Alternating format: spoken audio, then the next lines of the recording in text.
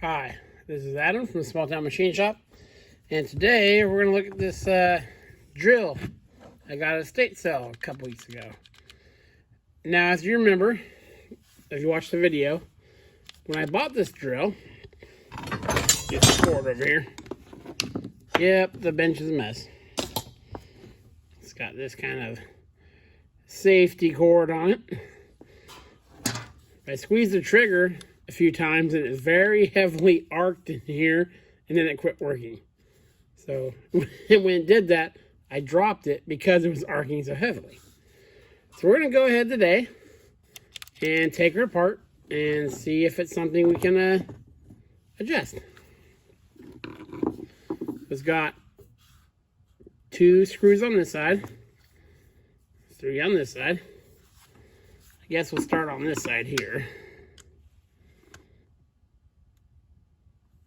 Okay, that came out pretty easy.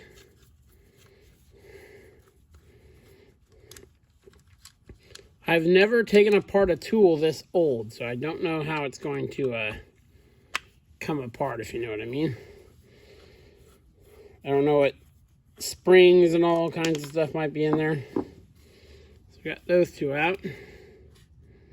Still feels like it's pretty together, so.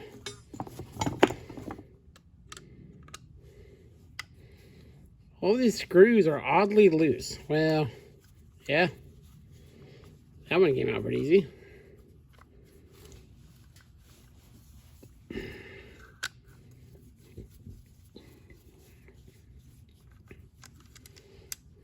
That one.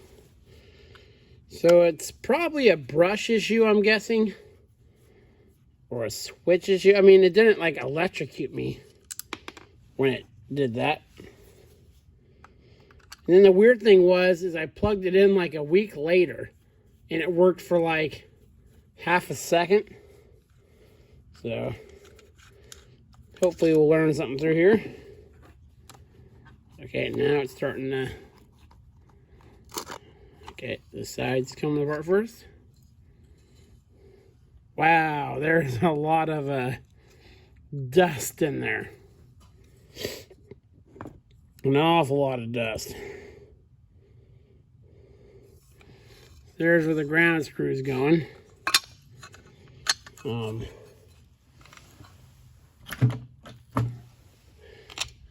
ahead and take that out.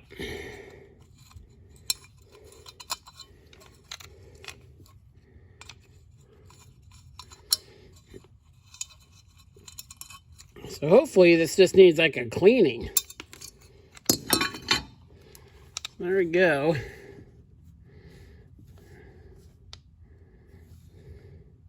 I see a lot of white buildup around here. There's where the, I don't know if you can see, there's the brush screw in there. On the bottom looks brass. Let's see if we can get this side out of it. I would think so. There's another flathead screw right there. Let's take it out.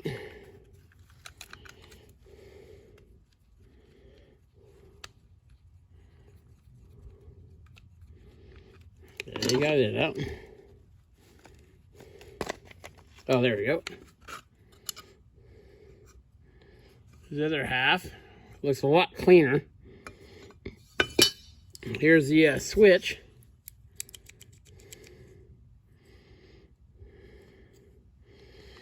Let's turn the... I don't know if you can see this. There's a lot of burn marks on the commutation bars.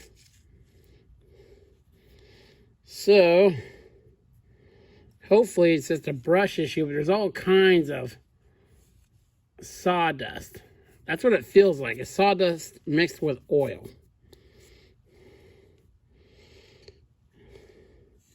It's got what looks like epoxy coating on the commutation bars with oddly some very burnt looking spots. So I don't know if you can see this. I'm trying to get quite a bit of end play. Now, I don't know if tools of this age, that's just a, a thing for them. So let's go ahead and take this apart more. So it's got this steel chassis, I guess you'd call it. It holds the whole thing together. So we'll might have to go get a different screwdriver.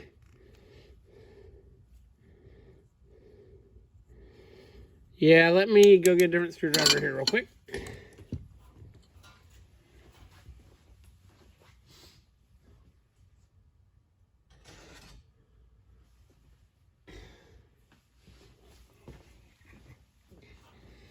Okay, let's start taking some of these screws out.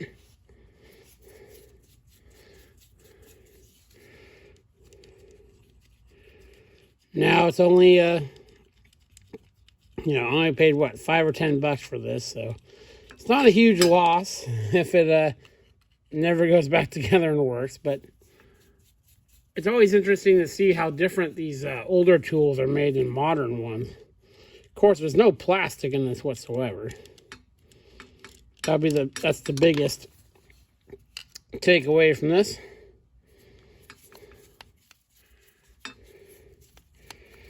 I'm surprised how relatively loose all the screws are for as old as this is.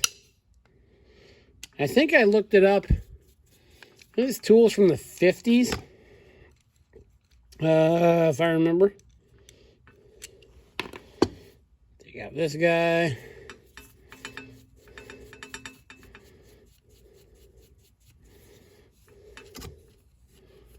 Hit the camera with the screwdriver. This looks like it's in a couple different pieces with that separation line. There's one more back here.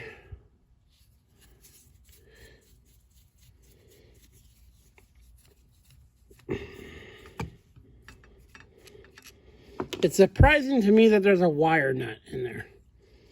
So I don't know if someone's been in here before, but that's not something I would expect, obviously, in a newly manufactured tool.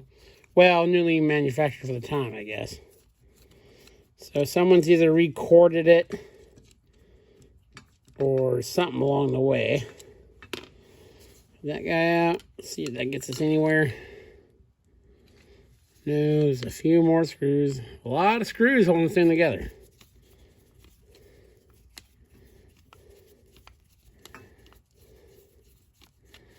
Let's screw out.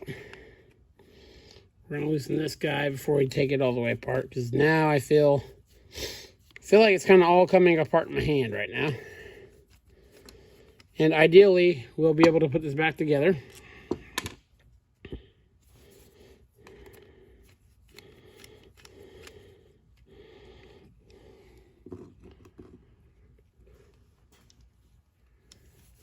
Come on, get out of there. Good.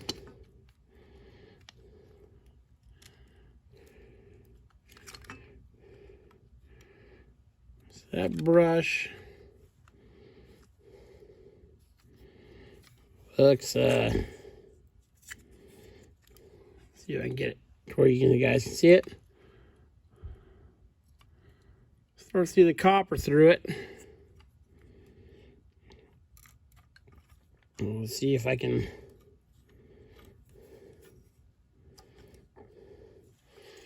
The other brush is kind of stuck up in there, just freed up. And it fell on the table somewhere. Let's see if we can find it.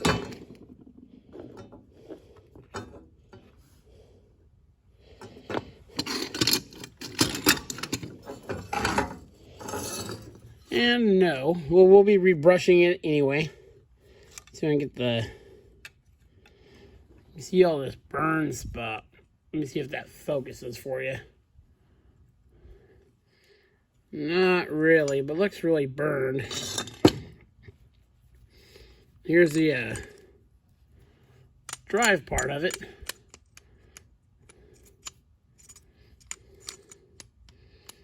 Then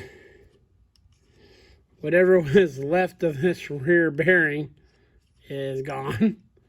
So that's obviously less than ideal. Let me see if it will zoom up on this stuff here. There we go. It's all kinds of boiled and baked off and generally less ideal than it should be. It almost looks like something got caught in there. I mean, look at that. Maybe this bearing failed and it had some play in it. But yeah, that's all burned and everything. So that's kind of a bummer. See if I can get this guy out.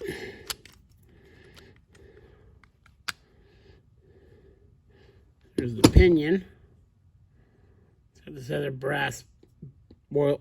I think it's an oil-like bearing, or bushing rather. And I see some metal shards on there. Let's see if that'll show. Not real bad, but that is cooked.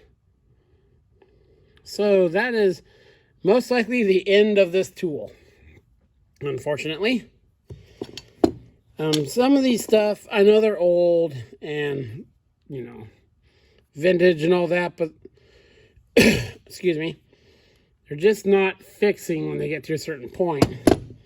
And obviously, that is pretty not fixable. And there's a really deep, let me see if that will show up for you. There's a really deep, well, not super deep, but there's an obviously groove where the brushes were, which is odd. But yeah, especially you see right there, that is just cooked. So sadly, that is probably the end of this tool. There's some, this won't show with the light. Oh, there you go. Some burning marks showing there.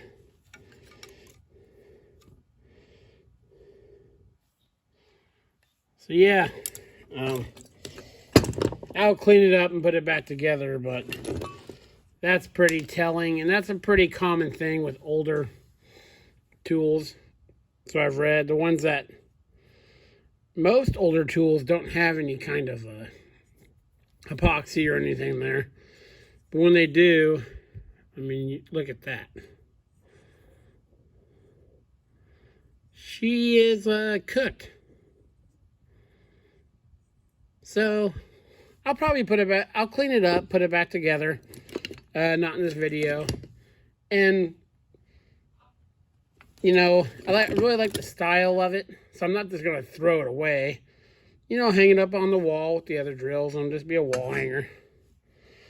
So, obviously we weren't able to fix it. And I really think someone tried to, because I really wouldn't think there'd be a wire nut in there. Because that breaks the, it's coming in on the neutral side. And switch. So that's odd to me. If you guys have ever opened up an old tool and seen that, go ahead and let me know. So yeah, that's the kind of anticlimactic video for that vintage drill. This is Adam from the Small Town Machine Shop. Please comment, like, and subscribe, and thanks for watching.